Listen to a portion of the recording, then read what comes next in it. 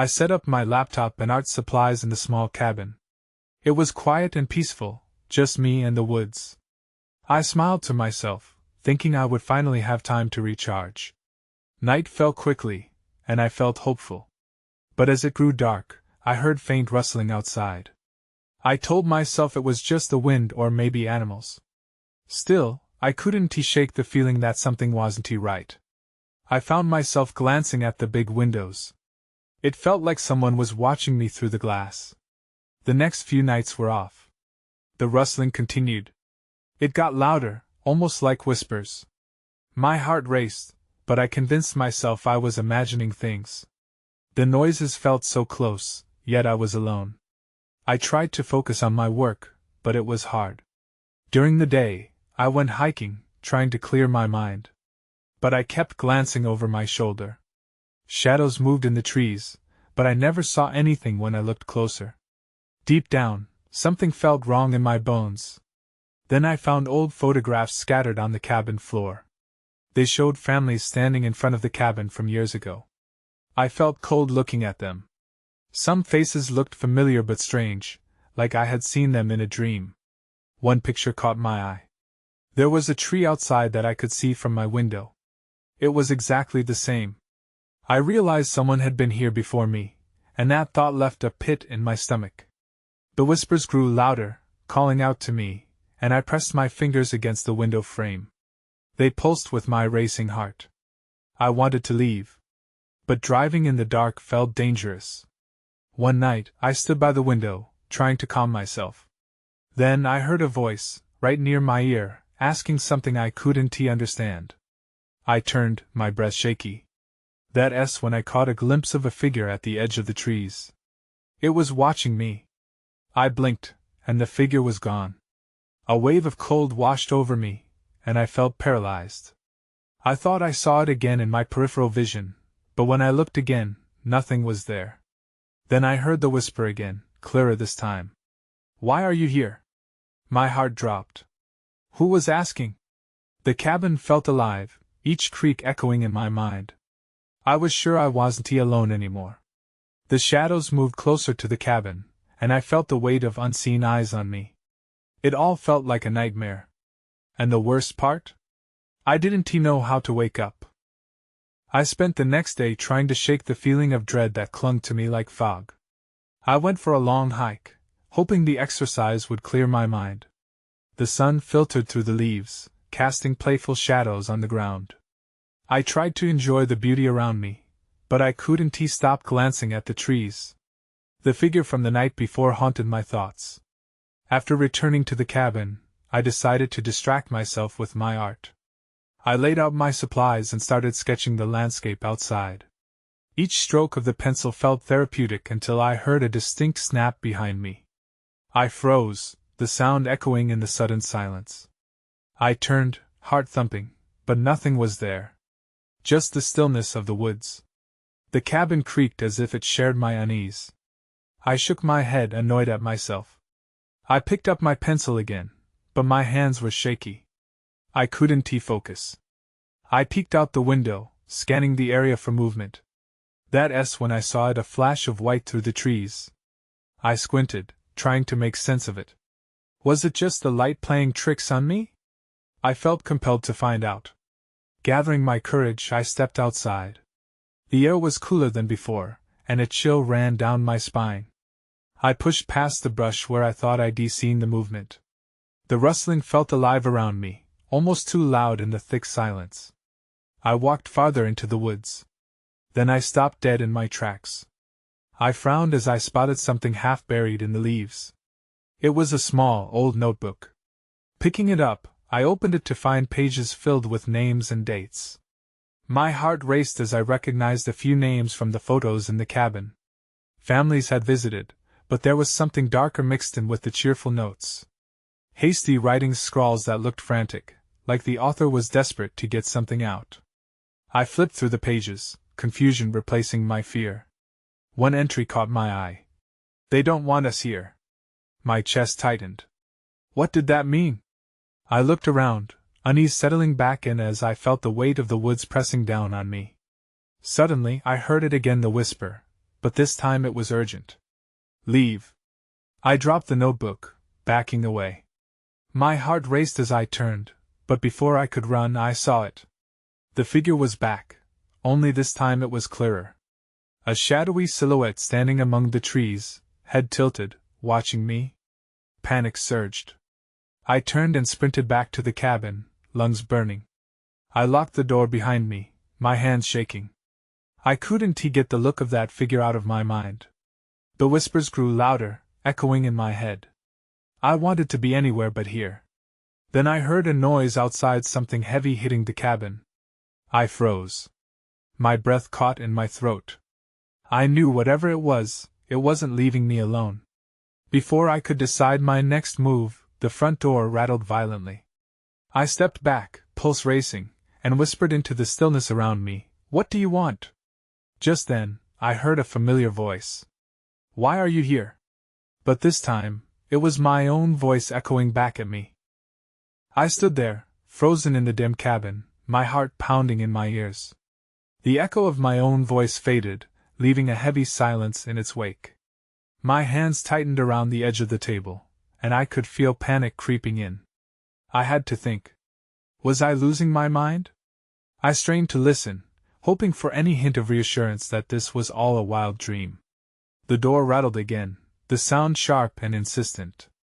I swallowed hard and slowly moved towards the window.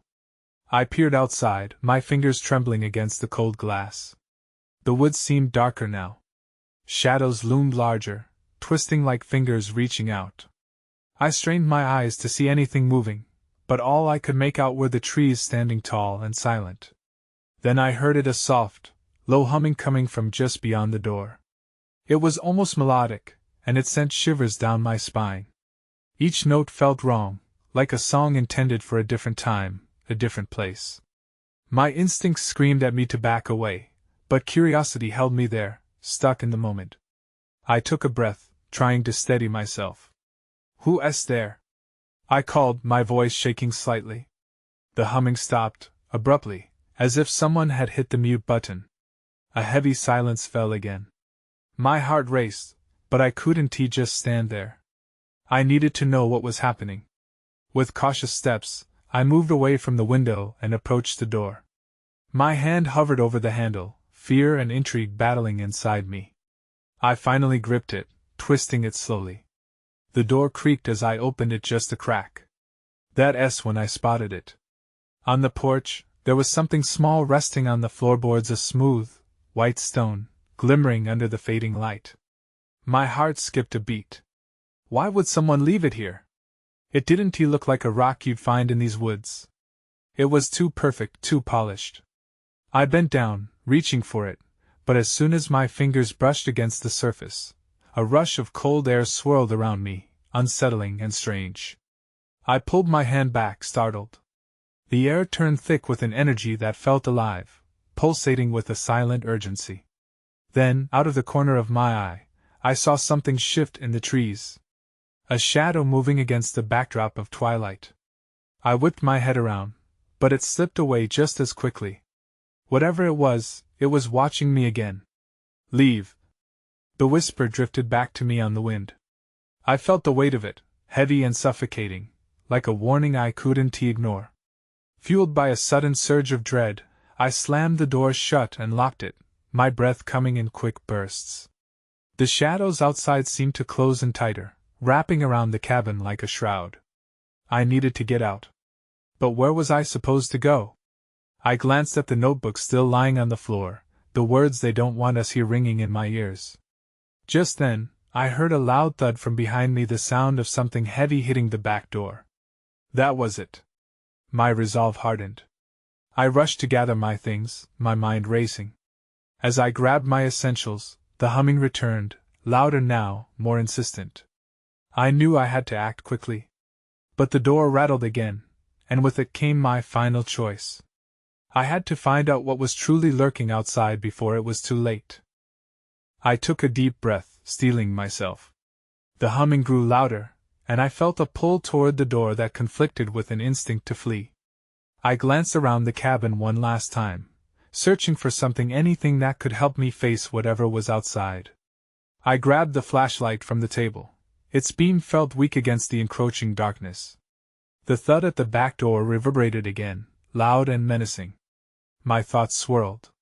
Was it possible someone was out there? I couldn't stay cooped up inside, not with the unknown lurking at every turn. I took a step closer to the back door, my heart racing. I knew I was taking a risk. If I opened it, there was no going back. I glanced at the white stone once more, the polished surface catching the last remnants of light. Weak from fear, I reached for the stone, hoping it would offer protection or clarity. Then everything shifted. The humming cut off abruptly, replaced by a deep, guttural sound, a growl, low and primal. I froze. It came from just behind the door. The urge to run was overwhelming, but I felt rooted to the floor, my legs unwilling to move. Perhaps I could reason with whatever was out there. "Hello?" I said, my voice barely above a whisper. The growl ceased, followed by an eerie stillness that seemed to stretch on for eternity. I could feel the weight of the silence pressing down on me. Maybe it was listening. Minutes felt like hours. Then came the sound of something scraping against wood, a slow, deliberate motion. I knew I had to act now. If I waited any longer, I might lose my chance to escape. With a sudden decision, I unlatched the lock and swung the door open. I had expected an empty porch, but what I found sent chills racing down my spine. A figure stood on the edge of the trees, its body cloaked in shadow, but its eyes glowed faintly, reflecting the last light of day. I couldn't discern its features, but the intensity of its gaze was all-consuming. My breath caught in my throat. No longer the humming, no longer the growl, it just watched. "Who are you?" I managed to stammer, clutching the flashlight tightly. I flashed the beam toward the figure. It flickered off the trees but fell short, the light didn't reach it. A chilling sound echoed back, laughter, high-pitched and mocking. It was then I felt something brush against my ankle, something cold and jagged. I looked down, only to find the white stone I had picked up rolling away from me, deeper into the woods, as if beckoning me to follow. Instinct kicked in. I darted outside, my flashlight casting frantic beams as I chased after the stone, but the figure remained rooted in place, watching without moving. The pull was unrelenting. The laughter continued behind me, echoing off the trees and filling my mind with a sense of dread. That was when I heard another thud, louder this time, resounding from the cabin, a sound that felt like a warning. I glanced back, torn between the stone and the answering call of danger behind me.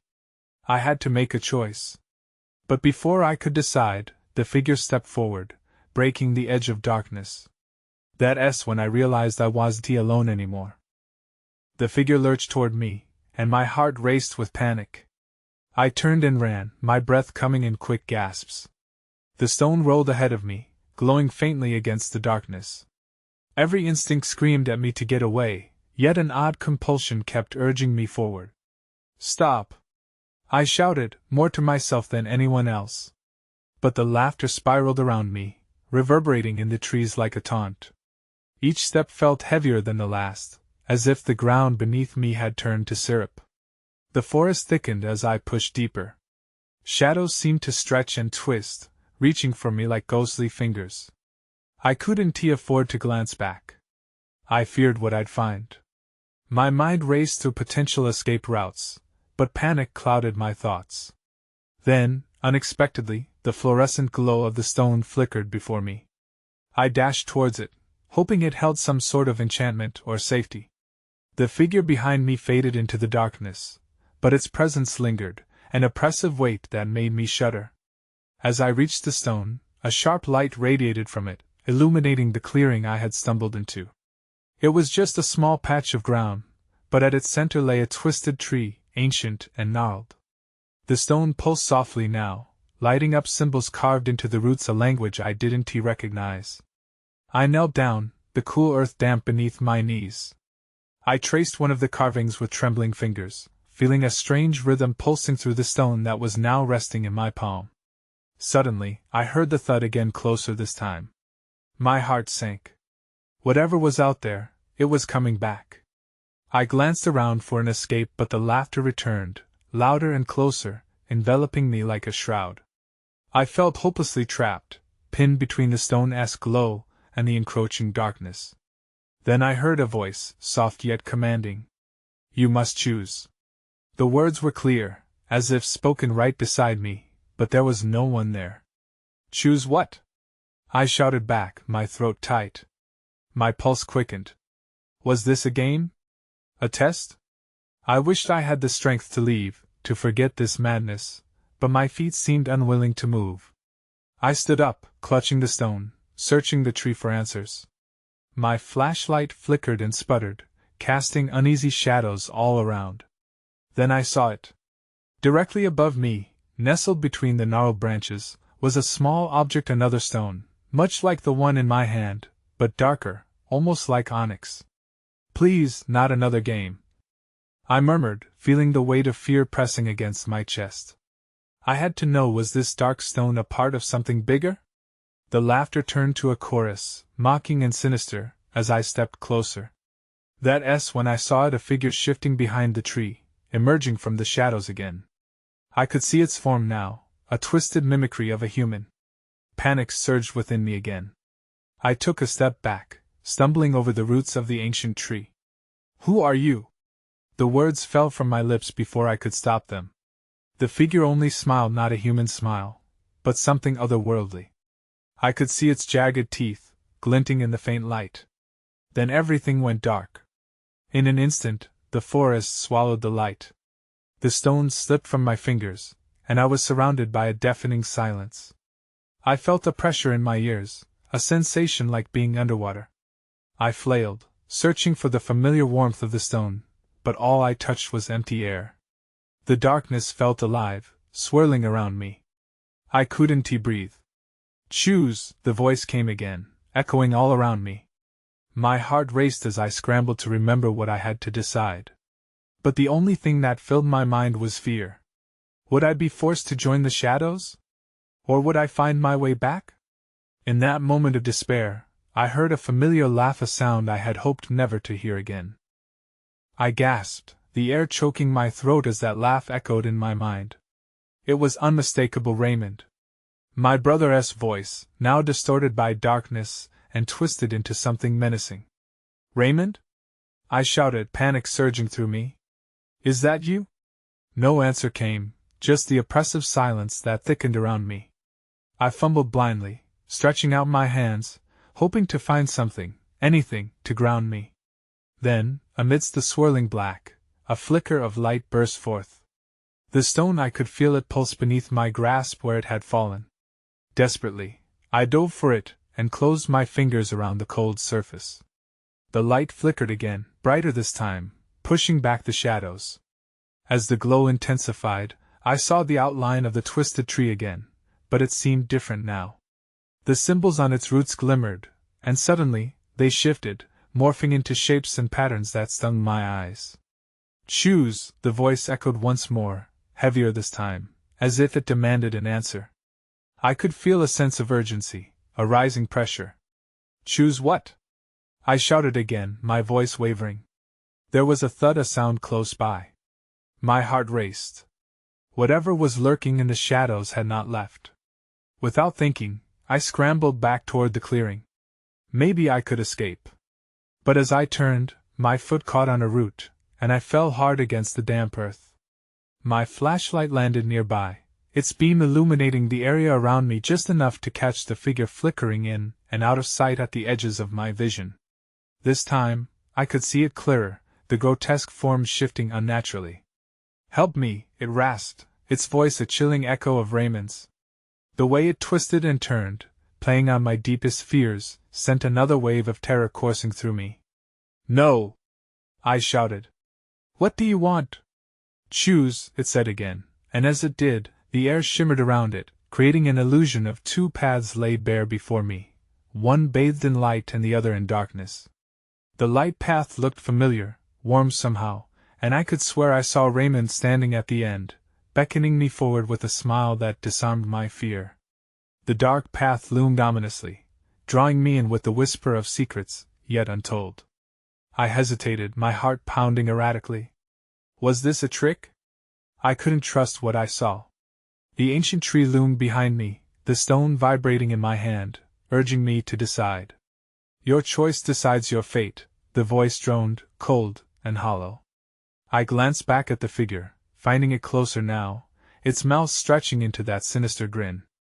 I couldn't stay here much longer. I had to decide. Then something shifted in the darkness behind the tree. A second figure emerged, taller and more ominous, cloaked in shadow. This one did not resemble Raymond at all. I took a deep breath, my mind racing. What would happen if I chose wrong? Choose, the voice insisted, louder now, as the laughter returned, fierce and biting. My mind wheeled as dread sunk deeper into my bones. And just as I was about to make my decision, I heard a sharp crack behind me, echoing through the night. A branch snapped, and I turned to see what it was, just as the shadows surged toward me. The shadows lunged, the darkness swelling like a living thing. I barely managed to rise to my feet, adrenaline fueling my movement. My heart thundered as I staggered backwards, desperately trying to keep my eyes on every figure emerging from the night. Then, out of the swirling black, something large and grotesque burst forth, a creature with elongated limbs and hollow eyes that seemed to pulse with the same sinister energy as the stone in my hand. It lunged toward me, its intentions clear. I didn't wait for it to reach me. I pivoted, taking the light path without a second thought. The moment I turned, the glow from the stone illuminated my way, a beacon that pushed back the encroaching shadows.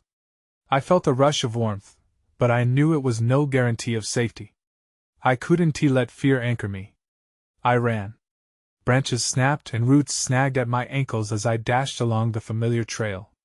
All I could think about was getting to the clearing, the space where I had first arrived. The voices behind me faded but lingered like a bad dream that refused to vanish upon waking. I could still hear the deep laughter, that awful echo of Raymond twisting my name as I sprinted onward. The glow from the stone pulsed in rhythm with my steps, a constant reassurance.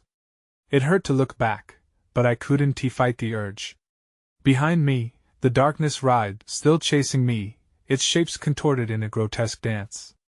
Then, just as I reached the edge of the clearing, I skidded to a halt. There, beneath the large oak tree, lay an object half covered by fallen leaves. I recognized it, Raymond's old compass, a token from better days when we would explore the woods together, seeking new adventures. But why was it here? My breath hitched as I picked it up. The needle spun wildly, not pointing north but shaking as if sensing the turmoil around us. I felt an unsettling chill crawl down my spine. What did it mean? Before I could think further, a scream pierced the air, my own voice, propelled by sheer panic. The ground rumbled beneath me as the creature emerged from the trees, its eyes now locked onto me, the cold glint unmistakable. I took a step back, the compass clutched tightly in my palm. Suddenly, the pulse of the stone matched the frantic beat of my heart, and it activated in my grip. Light blazed brightly, spreading in an arc before me. I had barely any idea what to do with it, but I threw my arm forward, pointing the stone at the oncoming darkness. "Go away!" I shouted, desperation pouring from my lips. For a moment, nothing happened. The creature paused, as if assessing this new force. But then, the shadows recoiled as the light splashed against them, taking on a life of its own. I felt a shift in the air, time itself bending around me. And just like that, the serenity of the light began to crack. An unseen force pulled at my ankles, threatening to drag me back into the maelstrom of night. Clenching the compass, I took one last desperate glance toward the path leading to the cabin.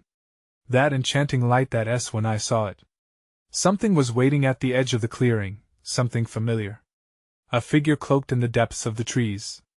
And I realized, with horror, I knew who it was. The figure stepped forward, and my breath caught in my throat. I couldn't believe what I was seeing. There was Raymond, or at least a shadow of who he once was. His face was gaunt, his eyes sunken deep and unrecognizable. The warmth he once radiated was replaced with an icy chill. "Help me," he whispered, but his voice was barely audible, drowned out by the rustling leaves and the growling presence behind me. I hesitated, shifting my weight from one foot to the other, caught between two terrors. The creature loomed closer, its hollow eyes locked onto me once again. "Raymond?" I asked, panic rising in my chest. I didn't want to believe it was him, this twisted version, trapped in a nightmare. "What is happening?" He reached out a skeletal hand, desperation etched on his face. "You brought the stone. You have to use it. They're coming for me." The distance between us seemed to stretch endlessly. I glanced back at the creature, which was now thawing among the shadows, inching forward as if sensing my indecision. The light from the stone flickered in my grasp, a warning that time was running out. "Stop! Stay back!" I shouted, feeling the knot in my throat tighten. My heart raced as I considered my options. The compass in my other hand began to vibrate. It felt alive, as if urging me to act. "Trust it," Raymond rasped, his voice breaking. "It will guide you." With an urgent, sudden clarity, I pointed the stone towards the shadows, feeling its energy coursing through me. A beam of light exploded forth, illuminating the clearing, but it wasn't enough. The creature hesitated, but then advanced. It was as if the darkness fed off my fear. "Where are you?" I began to ask. But a shudder ran through my body, freezing me in place. I could see the fear in Raymond's once familiar eyes. I turned to run back in his direction, but the shadows churned violently at my feet. "Don't!" he shouted. "You'll be lost!" But it was too late. The darkness snaked around my legs, pulling me downward. I fought to free myself, my pulse racing as light clashed with shadow. I couldn't abandon him, yet I was being dragged into an abyss. It felt like a dream, a struggle against a force that was not mine. "I won't leave you!" I screamed. My grip on the compass tightened. The needle no longer spun wildly, it pointed. I glanced at it, realization dawning. It was leading me. "Follow the light." Raymond's voice was piercing, cutting through the veil of darkness that threatened to consume me. Just as I focused on the compass, the stone radiated a bright flash, blinding me momentarily. When my vision cleared, I could see a narrow path illuminated, a path that led away from Raymond, away from the creature. My heart sank at the thought of leaving him, but I knew I had to survive first. I took a leap of faith, darting toward the light, praying it would lead me to safety. Behind me, Raymond cried out, his voice echoing in despair, and I stumbled into the unknown, leaving him to the shadows. As I fled, I felt the weight of the darkness closing in. All I could think was, "What have I done?" And that was when I heard another sound, whispers, calling my name in the distance, fading yet unmistakably familiar. I stopped dead in my tracks, my heart plummeting once again. They were still out there. I hesitated, frozen in place. The whispers surrounded me, weaving through the trees like a fog. I strained to hear, but the words were just out of reach, slipping away like grains of sand. My pulse quickened. The darkness clung to me, tightening its grip as I tried to listen. "Help us!" the voices beckoned, familiar yet distant. A chill ran down my spine. Was it possible? Could they be real? My thoughts veered back to Raymond, to the twisted figure I had just left behind. I took a deep breath and stepped forward, driven by an urgency I couldn't comprehend. "Hello?" I called out, my voice wavering. "Is someone there?" The whispers grew louder, surrounding me with a mix of desperation and fear. They urged me deeper into the woods. Each word sent a shiver through me, yet a strange familiarity kept me moving. I followed the sound, each step kicking up leaves like small echoes of my footfalls. I gripped the compass tighter, its needle steadfast against the pull of uncertainty. Suddenly, an opening appeared ahead, revealing a small clearing bathed in a faint glow. A figure stood there, shrouded and shimmering, but I couldn't make out its features. My heart raced as I felt an inexplicable pull toward it. "Who are you?"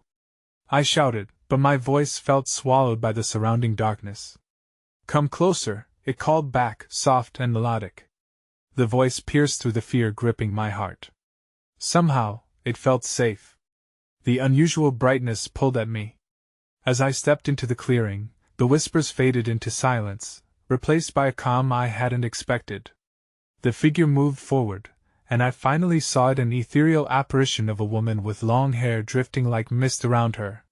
She looked almost like my mother. "Why are you here?" she asked. Her eyes held a haunting depth, pulling at my memories.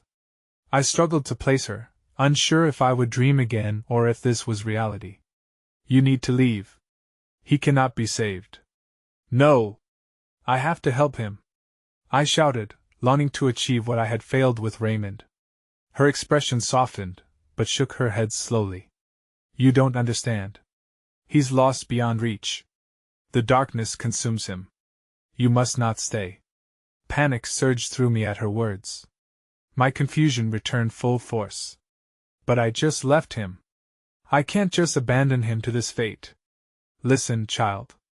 The stone you carry, it will guide you, but it's not a weapon against them. You must choose.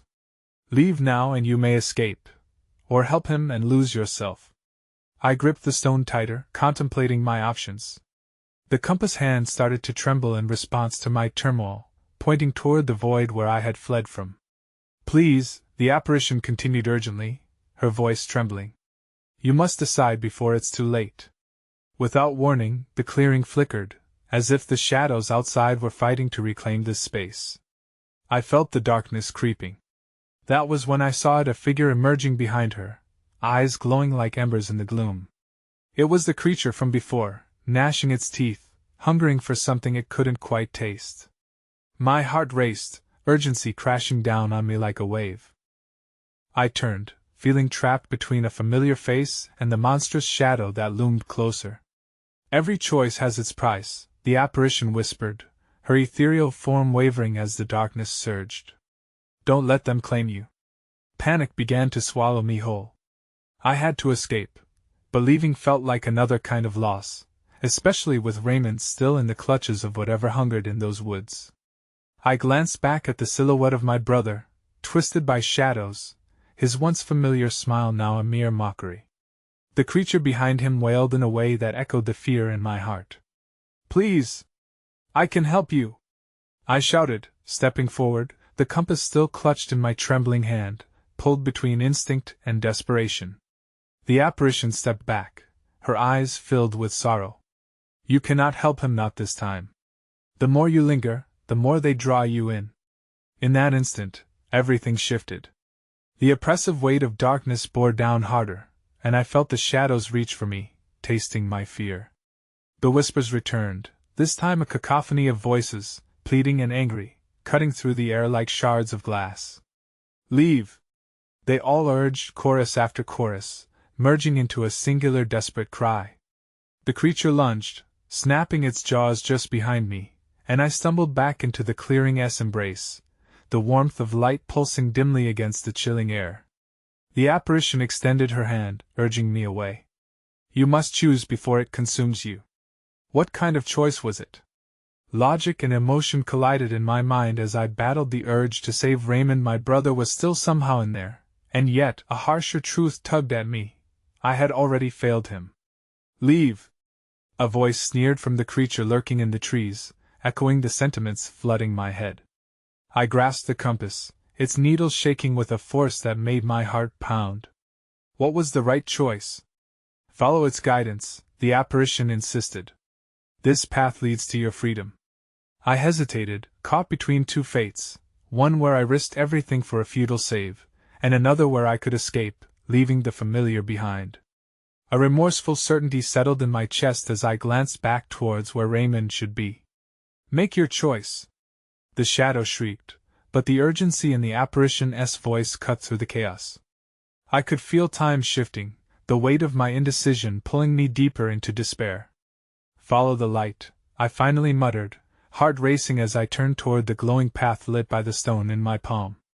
I couldn't linger on the thought.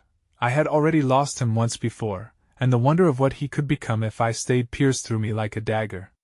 As I ran, the whispers thundered around me, both a warning and a lament. The shadows retaliated, surging forward with a wrath that snapped at my heels. I pressed forward into the light, the radiant energy from the stone flaring to life, illuminating the path ahead. "No!" the creature bellowed, and I turned back just long enough to see the twisted face of darkness contorting in rage. It lunged, but the glow from the stone intensified, pushing the shadows back, staving off their grasp. The brilliant light erupted in waves around me, and I felt a mix of sorrow and relief, a bittersweet ache settling deeper as I tore myself away from the nightmare. The last thing I heard was that laughter. My brother's laughter. Only now, it was filled with something far more sinister, resonating through the woods as I put distance between myself and the unbearable truth. I didn't look back, but even as the light enveloped me and the forest faded away, I felt the weight of old memories and lost souls wrap around my heart. The darkness wasn't just a force out there, it had become part of me. Later that night, I sat up in my room, the sound of silence overwhelming, almost too still. Even with my safety, my detachment from the forest, the whispers, and the creatures, I could feel dread pooling in the corners of my mind. I didn't know if it was real or imagined, but something still lingered in the spaces between. Breaths. My phone buzzed, breaking the stillness, but something deep inside of me knew. I couldn't ignore the gravity of unanswered questions. The echoes of those whispers still tugged at my thoughts, reminding me that some choices never truly leave us. They ripple through the fabric of our lives, intertwining with our past, forever rewriting the story we thought we knew. As I turned off my phone, I glanced outside at the trees in the distance. The night was blacker than usual, and I couldn't shake the feeling that someone or something was still watching. The woods held secrets, and whether I'd chosen the right path or the wrong one remained my burden to bear. It changed how I see things. I couldn't help but wonder if that darkness awaited me somewhere, just beyond the trees, waiting for the tiniest crack to slip back in. Would I ever truly be free, or had I merely postponed my fate? With those thoughts heavy on my heart, I settled into an uneasy sleep, knowing I would never return to that cabin in the woods again. Secrets can curl in silence deep, unsettling whispers that echo long after the night has faded away.